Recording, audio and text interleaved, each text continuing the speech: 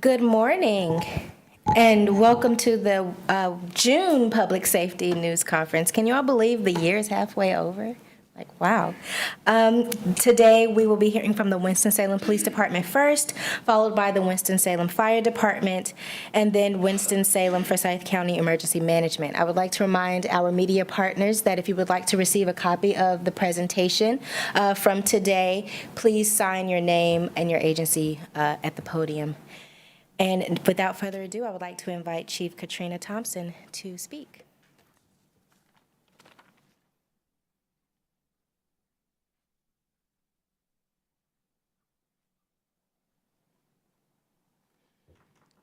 Good morning. I'm Police Chief Katrina Thompson, and on behalf of the women and men of the Winston-Salem Police Department, I'd like to thank you and welcome you to the June 2022 Public Safety News Conference. Please join me in honoring our fallen officers since our last Public Safety News Conference who paid the ultimate sacrifice. Senior Police Officer Bobby Farrell Beane, end of watch, April 23rd, 1993. Senior Police Officer Bobby Beane was shot and killed while serving a search warrant for drugs. The suspect, a 38-year-old male, was found guilty of first-degree murder and received a sentence of life in prison. Patrolman Michael Mordecai Vickers, end of watch, May 19th, 1895. A physical altercation occurred between the suspect and two officers. During the altercation, the suspect produced a handgun and shot Officer Vickers. Officer Vickers died the following day. The suspect was convicted of second-degree murder and sentenced to 25 years in prison. Now, please join me in a moment of silence to honor these officers and all the women and men across our country in law enforcement, and also the children whose lives were lost in Uvalde, Texas, and the adults whose lives were lost in Buffalo, New York.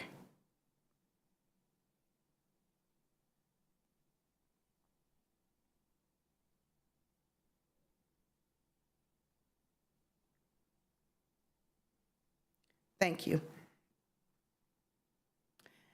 I'd like to thank the women and men of the Winston-Salem Police Department who, without fail, every day risk their lives to protect this community. Your work is exceptional and not unnoticed. Thank you. Upcoming events. The police department will be participating in the Winston-Salem Youth Citizens Police Academy that will be held at the Beatty Training Center located at 1200 North Patterson Avenue. This will occur on June 21st through the 24th. We invite all children from ages, at least age 14, to participate. This is a free camp offered by the Winston-Salem Police Department, free academy offered by the Winston-Salem Police Department for the week of June 21st.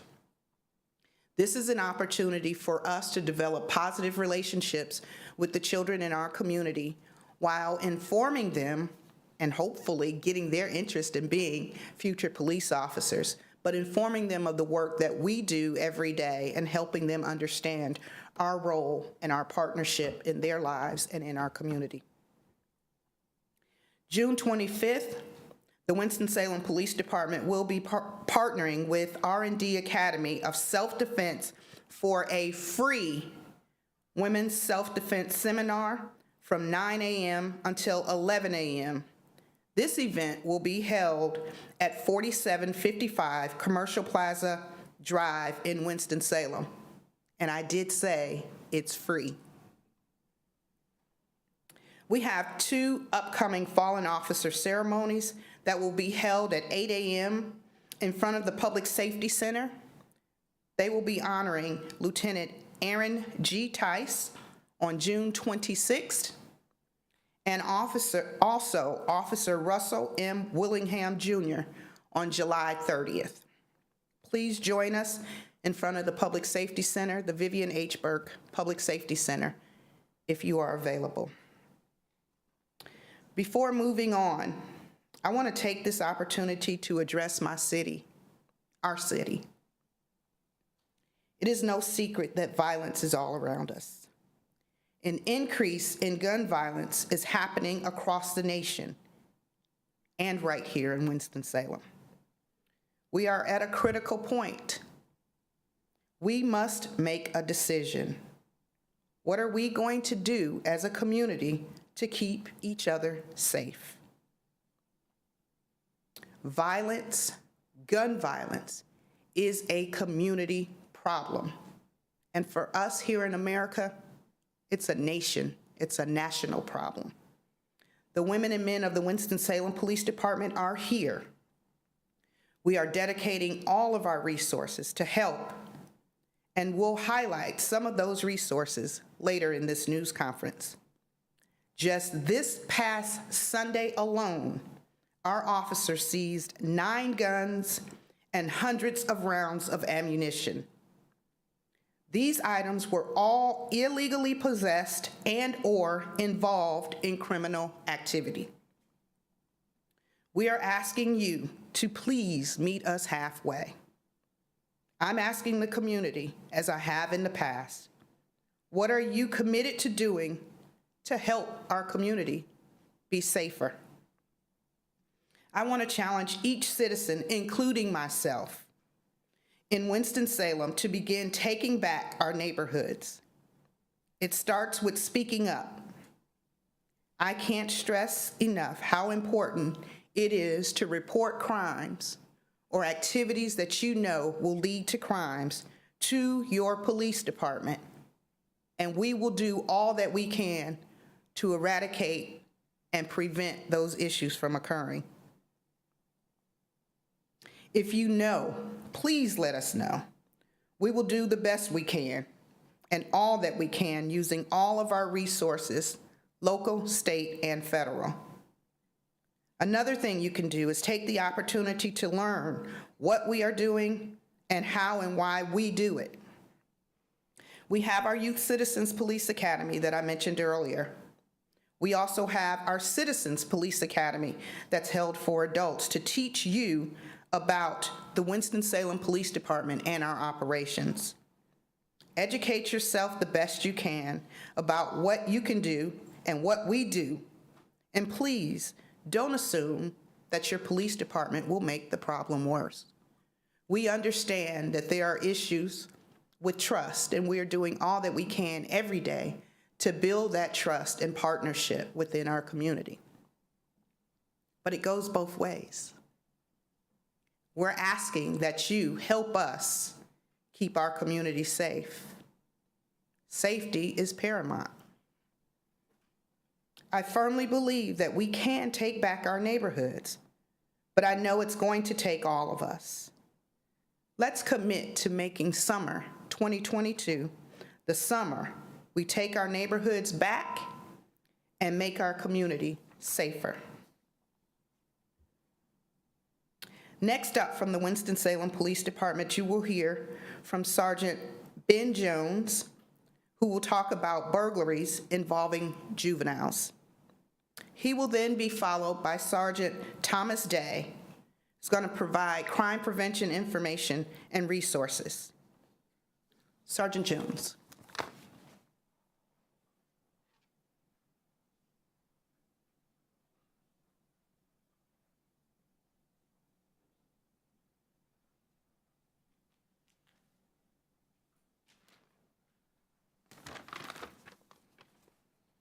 Good morning. I'm Sergeant Ben Jones with the Burglary Unit, the Criminal Investigation Division. I am going to speak a little bit about some juvenile crimes that happened here in Winston. In early March, detectives began investigating a string of burglaries throughout the city that they all believe to be related. The suspects were entering the homes at nighttime through unlocked doors of the residence while people were home asleep. This was worrisome to the detectives because of the dangerous behavior of these juveniles that were going into the homes at nighttime. We know on some occasions the juveniles were armed. In mid-March, with the help of the gang unit, detectives identified a group of individuals they believed were responsible for the break-ins. These individuals, like I said, were mostly juveniles with some young adults. They were believed to be part of a neighborhood gang, and they were participating in these burglaries as a group effort. During the month of March and April, burglary detectives executed 4 search warrants on 3 different locations. As a result of the investigation, 7 people were charged in connection with the burglaries. In total, 42 charges, 20 being juvenile petitions. 2 of the juveniles' parents were charged with participating in some degree with the burglaries. To date, the burglary detectives have investigated over 20 burglaries tied to this group. There may be more that did not get reported. There may be some that people didn't even know they were in their house. As you can see on the map, the burglaries were focused on the outer edges of the city for the most part. Through unlocked doors, front, back, the juveniles would go through neighborhoods just like the juveniles who go through neighborhoods checking car doors to see if they're unlocked. Instead, these juveniles were checking house doors. I'd like to thank the Patrol Division for their initial investigation and the gang unit for helping the burglary unit identify these individuals. Since we've locked up the last individual, we have not had any more burglaries related to this group. The police department would like to remind citizens to lock their doors, secure their valuables, and also keep accurate records of what you own, to include serial numbers. That helps investigators track down stolen property and helps with prosecution.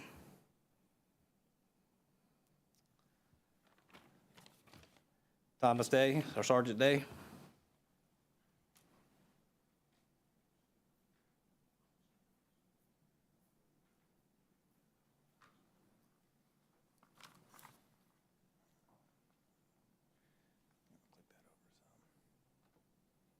Move it over from here. All right. My name's Sergeant Day. I am the supervisor over the Community Resources Unit for the Winston-Salem Police Department, and want to come here today and talk about some of the things that we do. The Community Resources Unit is responsible for all of the crime prevention and community outreach activities for the department. Some of the things that you may have seen in the past, our more visible programs would be Operation Sweet Reads, would be Paw Patrol, our coordination with the Special Olympics of North Carolina, as well as the Holiday Toy Drive. So you've probably seen several of those, both on our social media and through different media releases.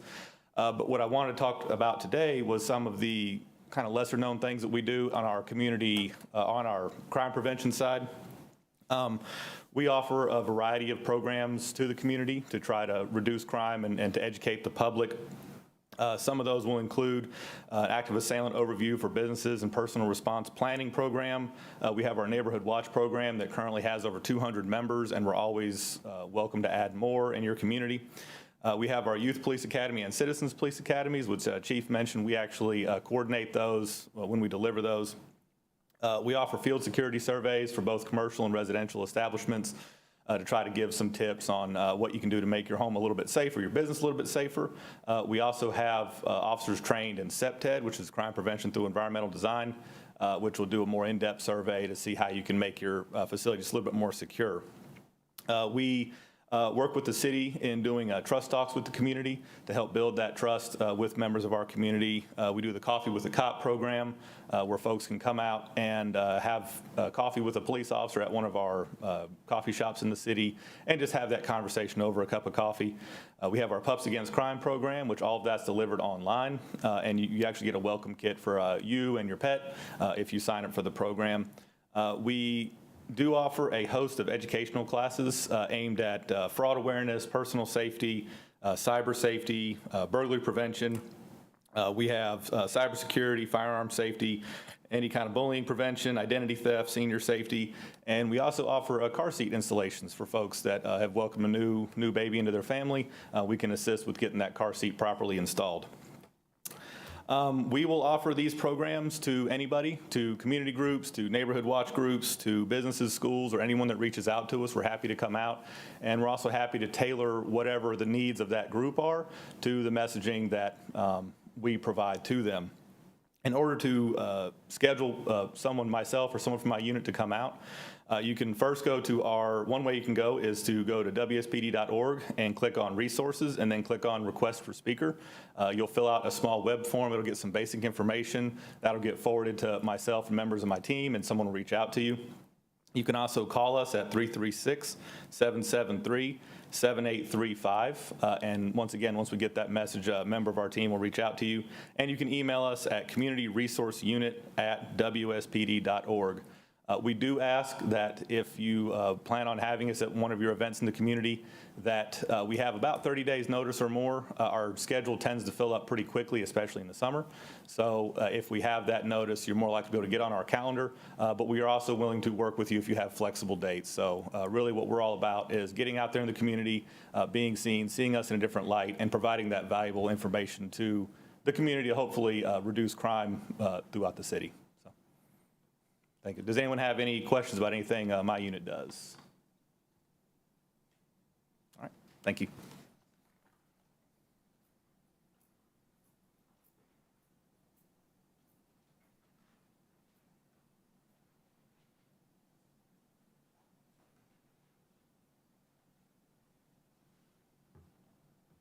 Good morning. My name is Tabitha Childress, and I am a community relations specialist with Winston-Salem Fire Department. I will be introducing our honored guest, Commissioner Josh Dobson with the North Carolina Labor Board. Josh Dobson was sworn in as North Carolina's 18th commissioner on January 2nd, 2021, after serving 8 years in the State House of Representatives. He represented the 85th District covering Avery, McDowell, and Mitchell counties located in the western part of the state. Prior to his service in the State House, Mr. Dobson served 2 years as McDowell County Commissioner. Mr. Dobson is a native of McDowell County and currently resides in Nebo with his wife Valerie and his daughter Kennedy. And so I'd like to welcome Commissioner Dobson to our great state and to our great town. And I also want to say that Commissioner Dobson, what you may not know about him, is a high school basketball star. And just want to let you know that when you're in the elevators and you're speaking to him, that is a picture, and he cannot speak back. So you say.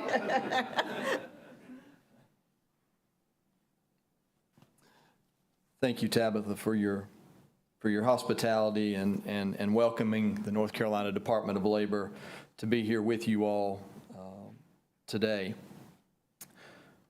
First, want to thank Mayor Joines, Councilmember McIntosh, Councilmember Clark, and Councilmember Murphy for your hospitality and welcoming the North Carolina Department of Labor into your chamber. Thank you. Also, based on the comments earlier, Chief Thompson, thank you for your service. I can't imagine the weight and the burden that you carry every day, so thank you for that. You know, over the last 2 years, 2.5 years, we've been beat down with COVID, negative things happening, and I do think most people across our state are hungry for something good and something positive. And because of your city, because of Chief Mayo and his staff, you all turned something that could have been a very bad negative, yet another negative, into something very positive for your city and for the state, really. So I'm here to say thank you. Again, first and foremost, to recognize the leadership of Chief Trey Mayo and the fire department employees who ensured public safety during this fire that took place here in Winston-Salem. I also want to thank several of my occupational safety and health division staff who took the lead on inspecting the Winston Weaver facility where the fire happened from a workplace safety and health perspective. So if you just raise your hand, I want to recognize them. Sam Atasi, Health Compliance Officer, Kevin McGuire, District Supervisor, and Paul Sullivan, our West Compliance Bureau Chief. Without the assistance of the fire department, specifically Chief Mayo, Assistant Chief of Operations Jerry Hardison, and Assistant Fire Marshal Rick McIntyre, the critical information necessary for our OSH inspection could not have been obtained. I know Chief Mayo is going to mention this as well, but I'd also like to thank the Office of the State Fire Marshal, the Bureau of Alcohol and Tobacco and Firearms and Explosives, and the SBI who assisted the fire department. Unrelated to the Winston Weaver fire, but noteworthy nonetheless, 4 of the Winston-Salem fire stations are certified as SHARP, Safety and Health Achievement Recognition Program. This is one of the highest safety awards that an employer can receive from the North Carolina Department of Labor, and it speaks volumes about the fire department's commitment to workplace safety and also the leadership of Mayor Joines, Councilmember McIntosh, Clark, and Murphy, and the entire team here to make safety a commitment. Everyone is familiar with what happened in the tragic 2013 West Texas ammonium nitrate explosion.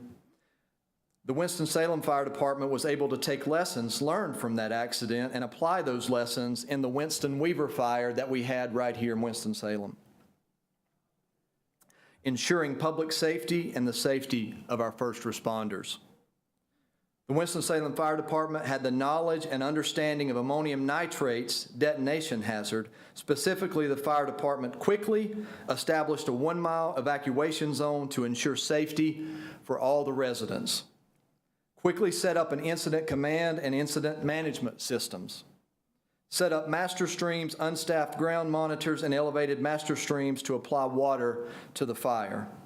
Once the Winston-Salem Fire Department determined that the building was clear of people and did not present a life safety hazard, the department implemented a defensive strategy, meaning they did not send the first responders into the building. The swift action and leadership of Winston-Salem Fire Chief Trey Mayo and his staff and the employees of the department brought calm to the citizens of the city and helped ensure a much different conclusion than the unfortunate situation in Texas. Not only did the department serve a vital role in preventing a much larger disaster, but Chief Mayo's crisis management skills and his team also provided a much-needed leadership presence for the city's residents. So I'm here as North Carolina's Commissioner of Labor to say thank you and present this certificate to Chief Mayo and your city. So Chief Mayo, if you would come up. I have a letter and a certificate of appreciation respectfully presented to Chief William Trey Mayo. Certificate of appreciation from the North Carolina Department of Labor respectfully presented to Chief William Trey Mayo and the Winston-Salem Fire Department in grateful recognition for your leadership, professionalism, and assistance to the North Carolina Department of Labor in responding to the Winston Weaver Company fire. This is dated June 8th, 2022. Chief, thank you so much. Thank you for coming. Yes, sir. Appreciate you saying that. Well, let's see if we can get a photo here.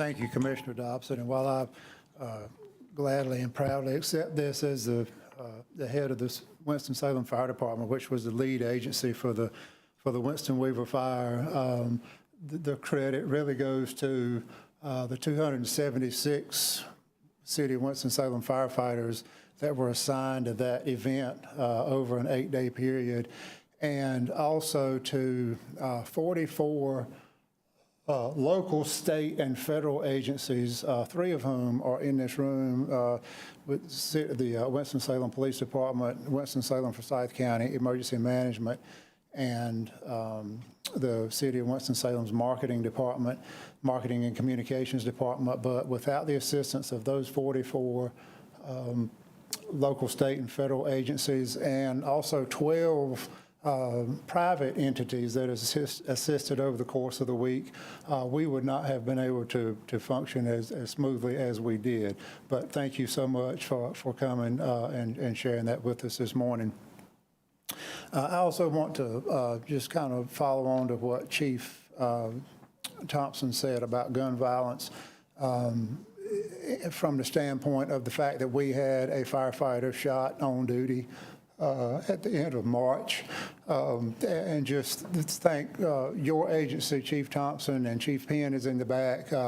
He played a role in keeping us informed over the several days following that event.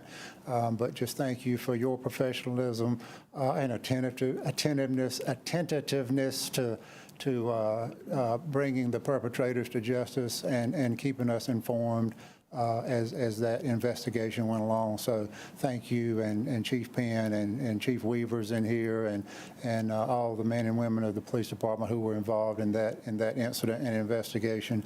And I'm happy to report that firefighter has made a full recovery and is back at work. The remainder of the fire department's presentation will be delivered by Captain Drew Shelton and Fire and Life Safety Educator Teresa Knops.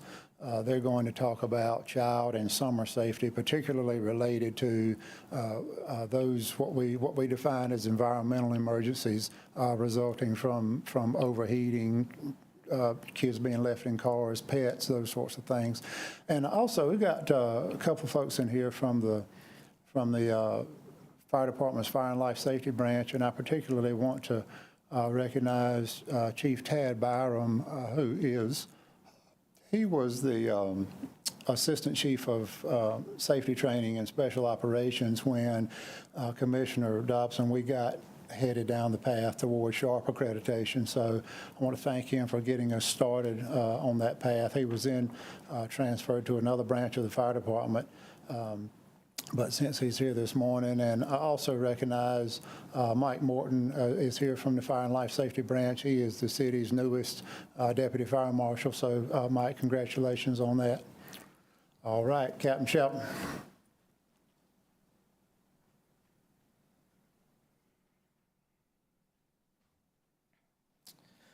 Thank you, Chief. Thank you, Commissioner, for your kind words. My name is Drew Shelton. I'm a captain with the Winston-Salem Fire Department.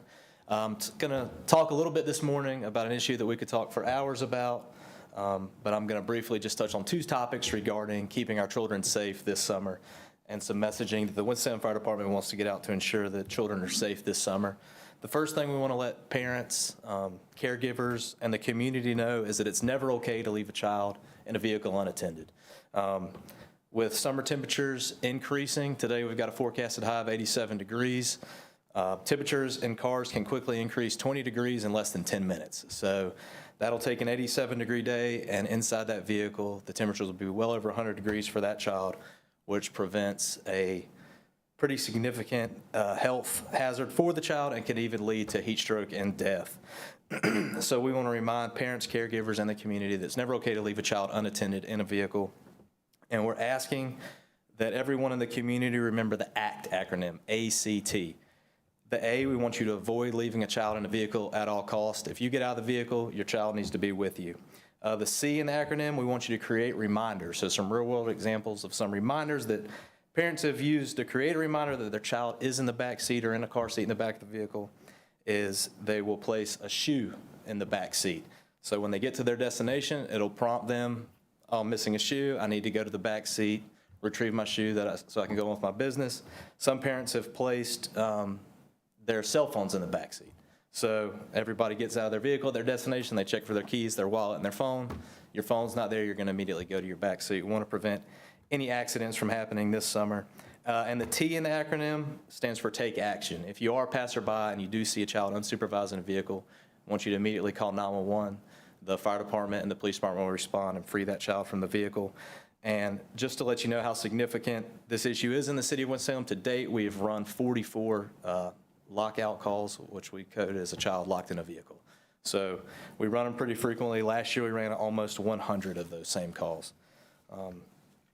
The second topic I want to cover as far as keeping children safe this summer, again, as the temperatures increase, people are looking to beat the heat.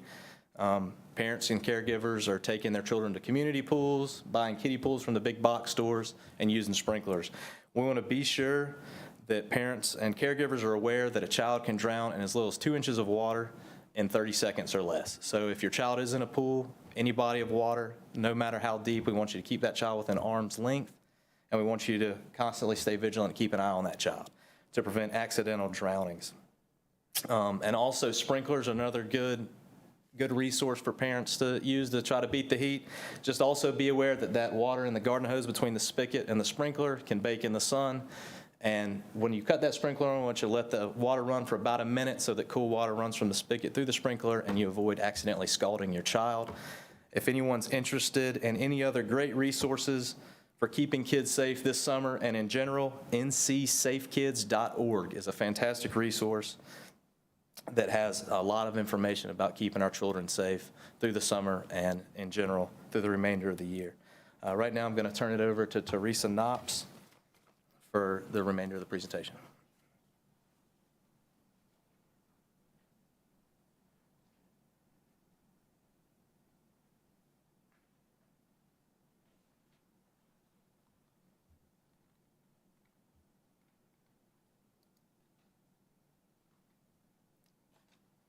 Good morning. As Captain Shelton mentioned, my name is Teresa Knops. I'm the Community Risk Reduction Specialist for Winston-Salem Fire Department.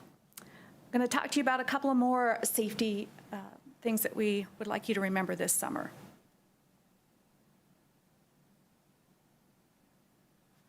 Smoke Alarm Saturday is North Carolina's one-day statewide smoke alarm canvassing event to bring awareness of the need to have working smoke alarms and to help our communities be as safe as possible in case of a fire in their home. Winston-Salem Fire Department was one of 71 departments across the state that accepted the invitation to participate in this year's event, which took place this past Saturday, June 4th. Crews from Engine 1, Ladder 18, and Winston-Salem Fire Department Explorer Post 985 went door to door on Grant Avenue and surrounding streets, asking residents if they would like to have their smoke alarms tested and offering to install smoke alarms free of charge. As crews went from door to door, they discovered that 98% of the smoke alarms that they tested did not work. We were able to install all of the 54 smoke alarms that the state gave to us as part of participating in this program. Crews also discovered that 4 of the homes they went in did not have any smoke alarms at all. Crews spent time with neighborhood children, giving them goodie bags and showing them our engine. And then adults received a copy of our summer safety packet, which contains all kinds of information from grill safety to hot car safety. Outdoor grilling is one of the most popular ways to cook food, but a grill placed too close to anything that can burn is a fire hazard. The grill should be placed well away from the home, deck railings, and out from under eaves and overhanging branches. Be sure to keep fire safety tools around like fire extinguishers.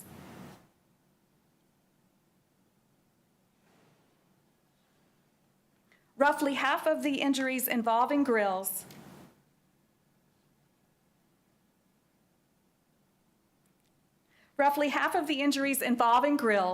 are thermal burns. Keep children and pets at least 3 feet away from the grill area. Explain to the children that the grill is hot, just like the oven in the kitchen, and never leave your grill unattended. Just this past Friday, we were dispatched to 2 fires that were the result of unattended cooking. One of the fires resulted in the family being displaced, and you can see the photos from the fire on the slide. We encourage the citizens in our community to follow our recipe for kitchen safety.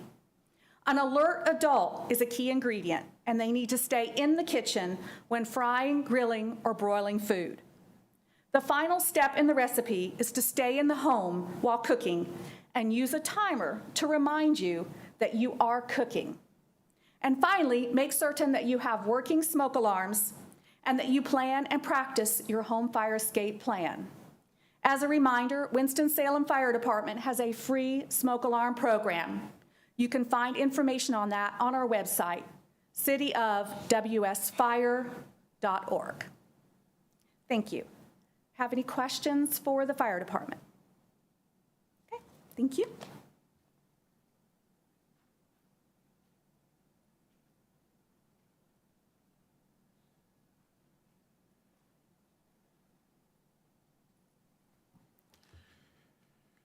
All right, good morning. Let's see if I can advance this. My name is August Vernon, and I'm the director of the Winston-Salem and Forsyth County Office of Emergency Management. I'm going to briefly do a presentation to discuss active shooter or active assailant incidents.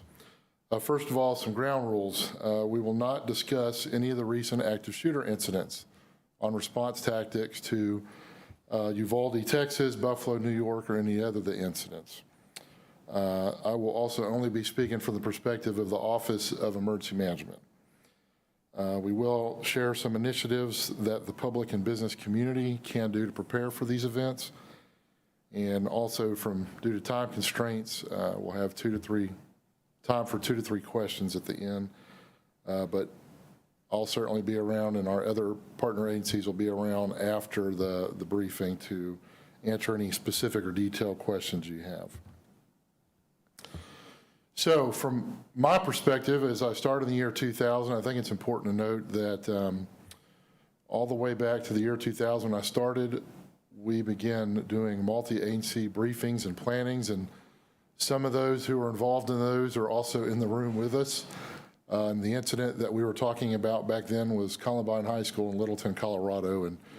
And since then, every time a major incident occurs, obviously in public safety and emergency management, we review those, but we wait for accurate and detailed information on what occurred. That includes the Virginia Tech shooting, Sandy Hook, Aurora, Colorado, and all the other unfortunate tragedies that have happened. It is important to note for the responders, these incidents are historically overwhelmingly and inherently chaotic. That is one lesson learned from every single incident that ever occurs that is an active shooter incident. They are always very chaotic. But one of the ways we can address what's called the fog of war is training and exercises. So some of the things that have happened in this community for us to prepare, and again, all our public safety agencies, including the Winston-Salem Fire Department, Winston-Salem Police Department, have been part of every one of these efforts and great partners. Back in 2014, we, as in Winston-Salem, Forsyth County, were selected as the first pilot program in the United States for what was called the Complex Coordinated Terrorism Attack Program. And we were able to send 70 responders, including an elected official, appointed officials, private partners, and all our public safety partners, including state and federal. We sent a group of 70 people up to Emmitsburg, Maryland, to the Emergency Management Institute, and spent an entire week of training and having lessons learned and speakers from across the United States and across the world to discuss terrorism and active shooter incidents. So that was 2014. In 2017, Winston-Salem was selected out of the entire United States to receive one of the largest terrorism grants ever received in the United States. This was also for complex coordinated terrorism attacks. and Winston-Salem received $1.2 million grant that we had to utilize for regionally preparing our region with planning, training, and exercises related to terrorism attacks, which included active assailant incidents. And due to COVID, that program was supposed to be completed in 2 to 3 years, and it took a little longer, but we have completed that program. As a result of that grant, in January of 2020, we were able to send 50 first responders and public safety personnel from Winston-Salem and Forsyth County, utilizing that grant, to Texas A&M, to College Station, Texas, for the Jurisdictional Crisis Incident Management and Incident Command Post program, which again was 3 days of pretty high-level training with speakers from across the United States. And obviously, a lot of that training covered scenarios that included active shooters and improvised explosive devices. So we have had plenty of training opportunities, and we'll continue to take advantage of those when they are provided.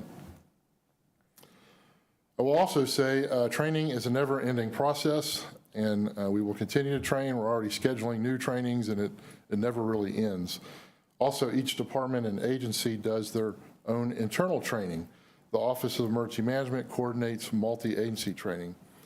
So thanks to that CCTA grant that I mentioned, we had a total of 35 different classes that we ran, and over 1,000 first responders from across North Carolina, the city and the county and region participated in that training. Some of those that we would have never been able to receive unless we had that grant. Obviously, COVID-19 did impact and continues to delay some of those trainings. And again, that grant has officially ended, and we did very well on our final audit, but those trainings will continue, obviously. I'm not going to read all the classes listed on here, but this is just an example of a lot of the classes, those 35 programs we did conduct. And again, over 1,000 responders participated in several of these classes, including our partners here in the city. Also, this is a list of of exercises we have conducted. Obviously, you see a little bit of a gap because typically we conduct exercises every year. Sorry, I'm losing my voice. But because of COVID, we've had to delay and cancel a lot of those exercises. We have done some virtual exercises, including a recent cybersecurity regional exercise. But these exercises, some of them were paid for by the grant and were regional in nature. We had over 775 exercise participants across 5 of those exercises that were paid for by the grant, including Smith Reynolds Airport. You can see it says FSE, that is a full-scale exercise, where we had over 100 people at the airport and some other locations to run through terrorism and active shooter incidents. We also were able to support one at PTI Airport in Greensboro and one in High Point. And again, these are all regional in nature. Our school system did a pretty complex tabletop exercise, that's what the TTTX is, and brought together every single principal and assistant principal back in 2019. And you can see some of the other exercises that have been conducted. And again, we will continue to do exercises into the future. So as always, I would be amiss as an emergency manager if I didn't say be prepared and make a plan. Your local, state, and federal emergency management partners encourage everyone, businesses, houses of worship, communities, and families to have an emergency action plan for all hazards, including the active shooter, active assailant. I feel like it's important to say right now, do your research. Use trusted sources of information. As we saw with COVID, there is a lot of misinformation and incorrect information on the web and social media. In fact, I was sent some information this morning about active shooters that is totally inaccurate and false. So I would just tell you to use, as you do research, use trusted sources of information, such as the FBI.gov, Department of Homeland Security.gov, and of course, our partners, our law enforcement partners, including the Winston-Salem Police Department. Just be careful what you're looking at on social media and make sure that it's correct. So I'll talk about 2 initiatives real quick, not going to show the videos. I'll show you a quick snapshot from the video. The first program you may have heard of is called Run, Hide, Fight. This is over 10 years old, but it's still a pretty good resource. We still provide training on that. It quickly gained national recognition. When you look it up, make sure you get the video from the city of Houston, Texas. They received a grant from the Department of Homeland Security, and this video shows the general public in 6 minutes some tools that you can use to prepare yourself for one of these events if they occur. I think it's a great video. Obviously, I would encourage parents to look at it before you let children watch it, but it is pretty good information. And also, there is now a movie that's come out in 2020 called Run, Hide, Fight. So when you look it up, make sure it is the City of Houston Run, Hide, Fight video, and not a movie that was made for movie theaters, which I have not seen, called Run, Hide, Fight. And this is a snapshot from that video called Run, Hide, Fight, Surviving an Active Shooter Event. And again, this is some of those trusted, accurate sources of information we're talking about.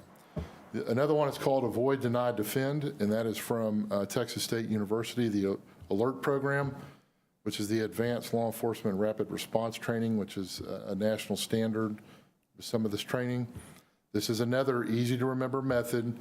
If you have a business, a house of worship, your family, whoever wants to watch this video, they can benefit from this training. Both of these videos are nationally recognized programs. And again, trusted sources of information. I can't recommend which one you need to use. I would certainly, this is part of that research to check these out and see which one you think fits the bill. This Avoid, Deny, Defend is about a 20-minute video. And there are others. The FBI, I checked this week, the FBI has updated theirs. They have a video for houses of worship. They have one in a bar. So there's a lot of good resources out there to utilize. Also, another initiative that's been around for a couple of years, we think is important when it comes to an active shooter, active assailant, is the National Stop the Bleed Initiative. You can go to the website, Stop the Bleed. There's a lot of good information in there. This was a national initiative to train the public in how to stop bleeding, which is one of the #1 reasons that people die in an active shooter incident is the loss of blood. And locally, our partners at Wake Forest Baptist Health offer Stop the Bleed classes. And for more information, you can reach out to the email on their traumacenter@wakehealth.edu. But again, this is very, very basic, almost basic Boy Scout, Girl Scout first aid to stop bleeding. So again, as an emergency manager, I'd be amiss. Hurricane season started a few days ago, and for additional information on community preparedness, you can go to readyforsyth.org, and we have some social media platforms. And that is the end of my slides. Any questions for emergency management? All right. If not, do we have a date for the next briefing? In August, more information to come. Well, thank you for coming today, and have a safe day.